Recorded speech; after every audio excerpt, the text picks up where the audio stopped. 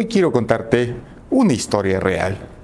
No es la historia de un premio Nobel muy conocido, ni tampoco es la historia de algún autor, de algún bestseller que tú hayas conocido.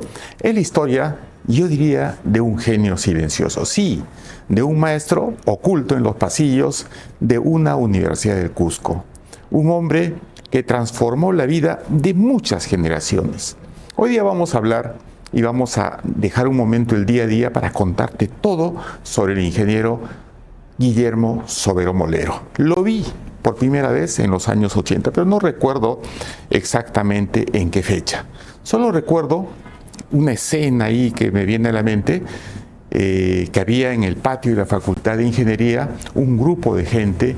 Me acerqué curioso y en el centro del círculo había un profesor jugando ajedrez en simultáneo. 20 tableros a la vez o quizá más. Y ahí estaban 20 de los mejores jugadores de la facultad. Uno por uno iban cayendo. Me quedé paralizado y aún no sabía quién era ese hombre, quién era este profesor. Solo supe que nunca había visto una mente tan brillante. Y un año antes de terminar mi carrera, comenzó la pesadilla de muchos. La tesis. No tenía no tenía tema.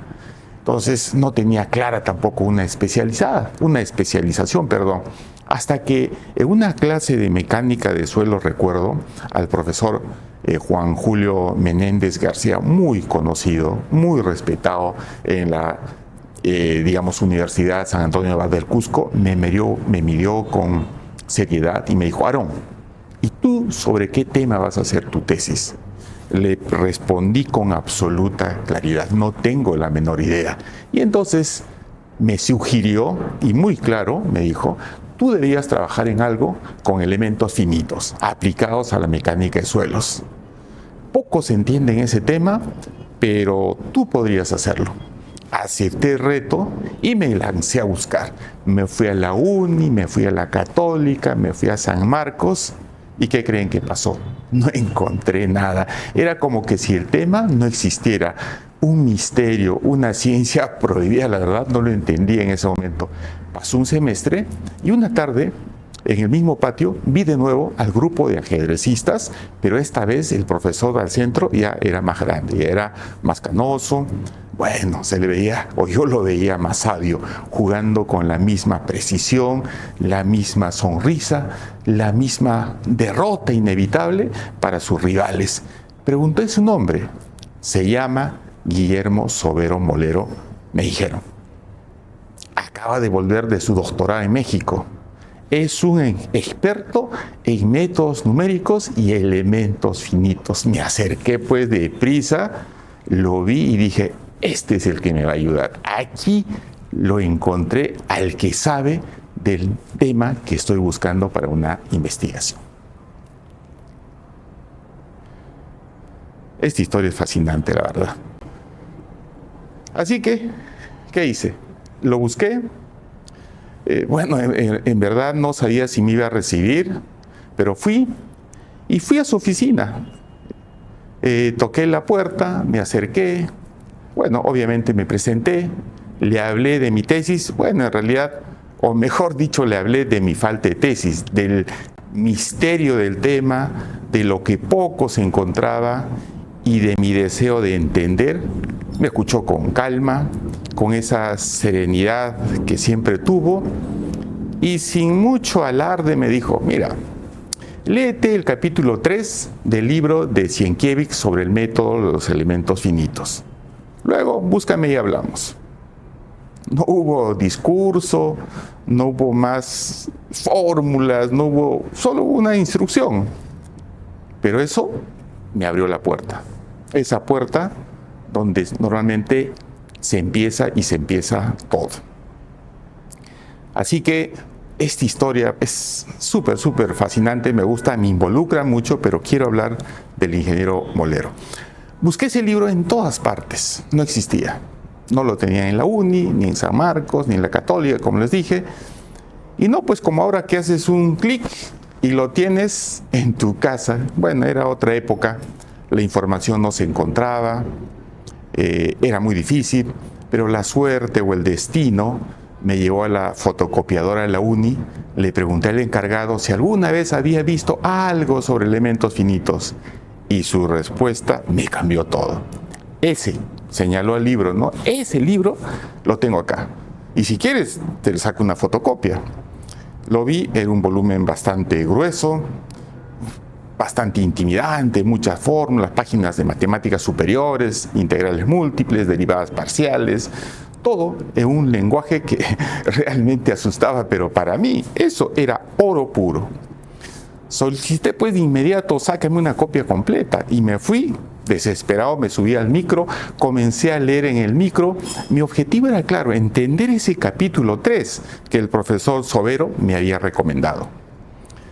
Ese capítulo abordaba nada menos que las formulaciones variacionales, los métodos de residuos ponderados y el famoso método de Galerkin, que yo diría que es la base matemática del método de los elementos finitos. Era el momento exacto en que las ecuaciones diferenciales se transformaban, donde los modelos físicos se convertían en sistemas discretos y resolubles numéricamente. Una joya técnica y una puerta que se abría para mí. Luego de unos meses, volví con el profesor Sobero, ya que había leído, le expliqué lo que había entendido del capítulo 3. ¿Qué creen que pasó? Me escuchó con atención, me miró, me hizo algunas preguntas y luego me dijo: bueno, parece que has entendido, así que felicitaciones. Durante meses tuvimos reuniones semanales, conversábamos sobre los métodos numéricos, del modelamiento de estructuras, pero también de lógica, de mucha investigación científica, de ética, y finalmente mi tesis se tituló Interacción estática suelo-estructura. Lo recuerdo claramente porque parece que fuera ayer. Bueno, en resumen, ¿de qué trataba esta tesis? Dejamos de suponer que el suelo era un elemento empotrado, rígido, y comenzamos a modelar su comportamiento real, como un sistema elástico. Eso lo hicimos con resortes, analizamos la interacción entre la superestructura, la estructura de cimentación y obviamente el suelo. Hicimos un modelamiento de flexibilidad del terreno, su respuesta ante las cargas, su conexión real con la estructura. Pero nuevamente, este video no es sobre mí, es sobre él, pero obviamente me vincula muchísimo y esto vamos a seguir continuando. A lo largo de esos meses descubrí que estaba frente a un genio. Guillermo Sobero tenía algunos artículos publicados, sí, pero no dictaba conferencias internacionales, no salía a la prensa. Yo lo veía como que no buscaba fama. Y sin embargo, era una de las mentes más brillantes, nuevamente lo digo, que he conocido. Un verdadero maestro, un sabio. Y eso que nunca me enseñó ningún curso. Y era un hombre pues humilde, reservado, silencioso, con una claridad pedagógica que realmente iluminaba. Formaba realmente profesionales y muchos de mis colegas deben recordarlo porque ese legado aún permanece. Bueno, ¿y qué más pasó? Bueno, buscando quién era Guillermo Sobero en esa época, comencé pues a averiguar. Y Guillermo Sobero Molero no solo era brillante como docente, no, lo fue desde siempre. Me contaron que en su paso por la Universidad Nacional de Ingeniería, la UNI, todas sus notas eran 20 sobre 20, o sea, la máxima nota. Y todas, era considerado una de las mentes más brillantes de su generación. Se graduó con el máximo puntaje en la especialidad de Ingeniería Civil allá, pues por los años 60 del siglo pasado. Fue parte de una generación excepcional, en una de las escuelas de ingeniería más exigentes de América Latina, que todavía es la UNI. Y como siempre, sin discursos, sin celebraciones estrondosas, solo con hechos. No buscaba medallas ni menciones. Solo quería resolver problemas que ayudaran a la población, solo pensar. Y quienes lo conocían en esa etapa coinciden en algo. Su genialidad era evidente, pero su humildad aún más. Era ese tipo de estudiante en la UNI que respondía pues estudiando, pero que saludaba con sonrisa. Todos lo recordaban con mucho cariño, pero un hombre muy, pero muy, digamos, muy humilde. Luego de eso, me contaron que había viajado a México para estudiar su doctorado en ingeniería allá por los años 80. Y no lo hizo como muchos creen en la Universidad Autónoma de Nuevo León, sino lo hizo en la Universidad Nacional Autónoma de México, en la UNAM. Escribió una tesis extraordinaria. Tuve la suerte de leerla, te invito a que lo hagas. Estaba escrita a mano, sí, con una caligrafía impecable, una obra artesanal de ingeniería, un texto de más o menos 200 páginas de ecuaciones, modelos sísmicos y análisis estructural. Su título más o menos era un criterio de reducción por debilidad del comportamiento sísmico vertical. Fue asesorado, ¿saben por quién? Por Luis Esteban Maraboto, una leyenda viva pues, en ingeniería sísmica en América Latina.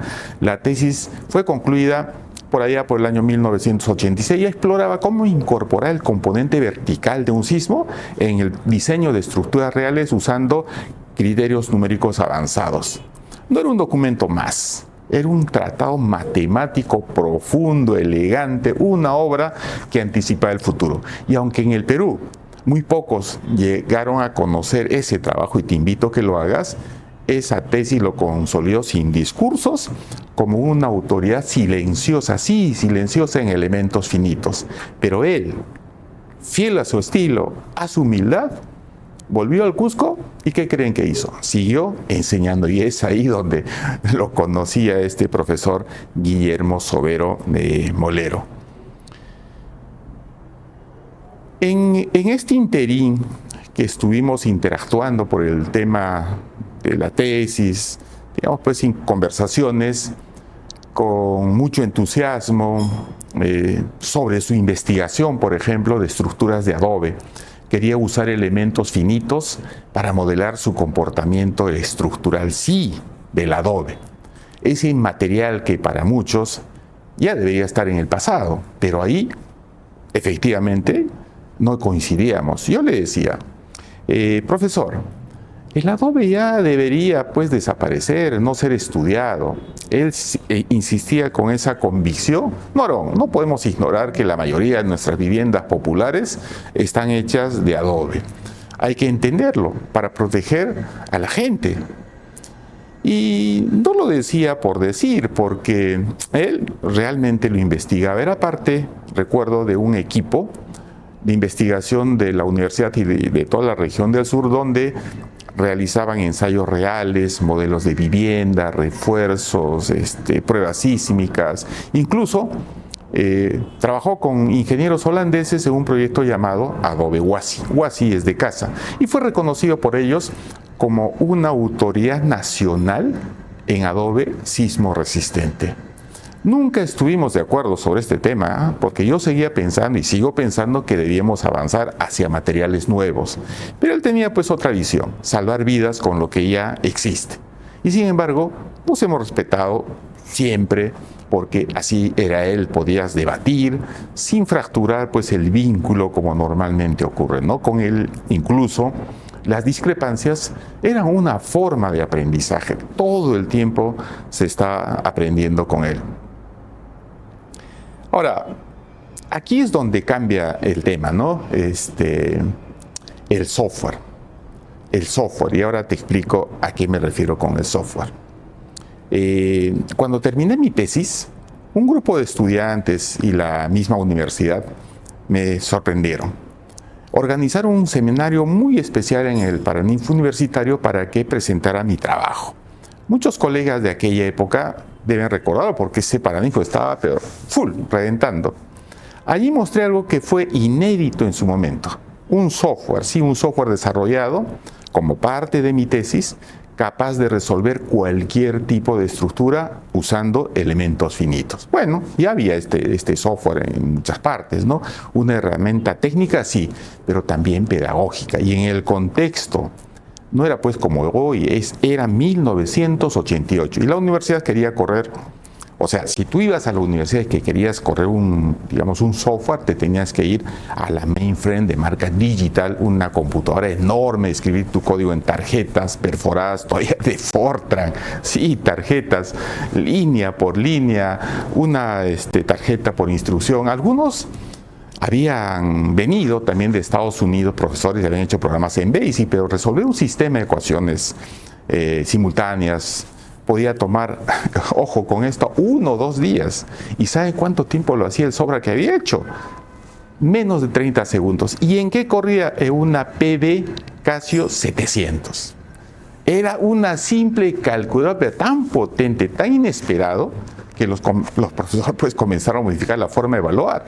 En los cursos de estructuras ya no se hacían exámenes tradicionales. La lógica conceptual reemplazó esos exámenes laboriosos de cálculos. El análisis pues reemplazó totalmente la repetición. Fue la primera vez que muchos vieron la ingeniería computacional aplicada en el aula. Antes de que siquiera se hablara pues de transformación digital, como ahora se hace, ¿no?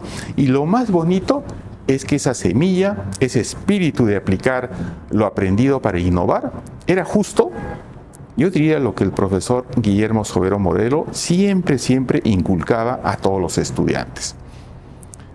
Así que yo lo sentí en ese momento como un homenaje a una persona que me había recibido, me había abierto el mundo del conocimiento de la ingeniería estructural, de los métodos numéricos que hoy día me sirven en lo que estoy, la inteligencia artificial, que en algún momento vamos a detallarlo, cómo así todo esto se vincula.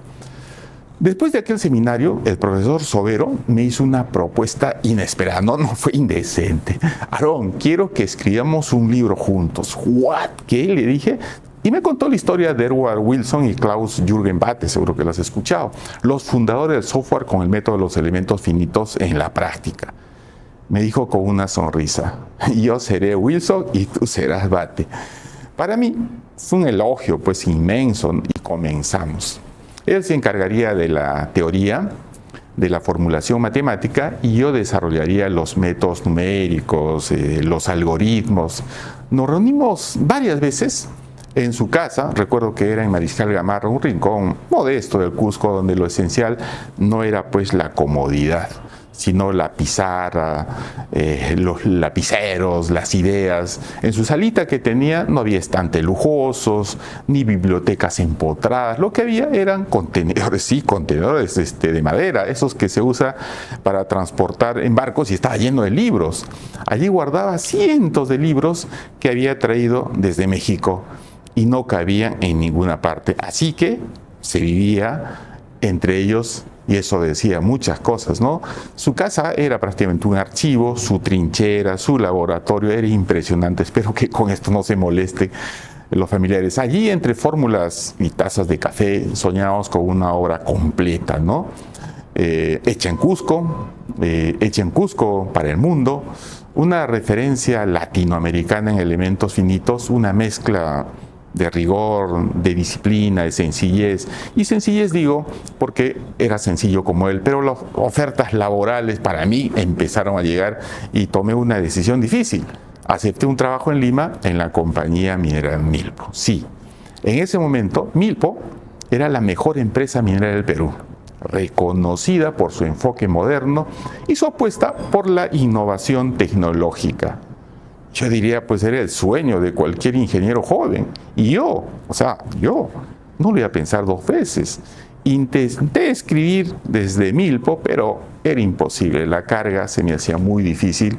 Y años después retorné, con vergüenza le digo, fui a buscarlo, le pedí disculpas, le entregué lo avanzado, y lamentablemente nunca concluimos el libro. Hasta donde sé, él tampoco lo escribió con nadie más, tal vez porque no encontró un partner, un socio adecuado, tal vez porque su vocación era más formar personas, más que escribir libros. Bueno, y sí publicó muchos artículos técnicos, muy puntuales y muy regionales, dicho sea de paso, pero nunca una mayor obra. Y esto que voy contando es justamente para que conozcan quién era este señor. Actualmente conservo los manuscritos, lo digo con cierta nostalgia, y aunque pasó el tiempo, sigo creyendo que algún día podré terminarlo, pero ya no pues como el proyecto original, sino ampliándolo con una mirada moderna, incorporar el estado de arte actual, como el método, los elementos finitos de partículas, que permite resolver problemas con grandes deformaciones, fluidos, estructuras y multifísica, usando una combinación de puntos discretos y remallado, esas redes, esas mallas de pescador enormes y generadas automáticamente. Bueno, ya para ir terminando.